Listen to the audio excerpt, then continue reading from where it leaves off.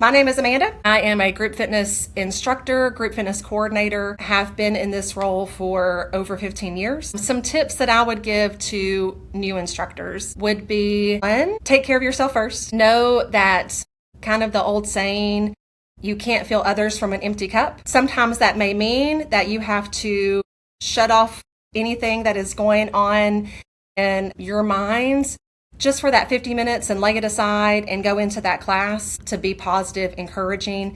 And most of the time I have found personally, even if you have something going on, you come out in a better place than where you did starting that class. Other tips I would say for group fitness instructors are to know that there is no perfect class. There is no perfect instructor. There's no perfect set plan for any of it. Every seasoned instructor will tell you they have made mistakes at some point in their class. You may not know it. The participants may not know it. As long as you keep the class engaged and keep the class moving, everyone is still going to get an effective workout and everyone's still going to come out of it having a good time and coming in for that community. Other tips that I would have for new group fitness instructors, just remember to try to engage with all your participants. Engagement may look differently for different participants. Some of it is just going to be making eye contact with the person in the room.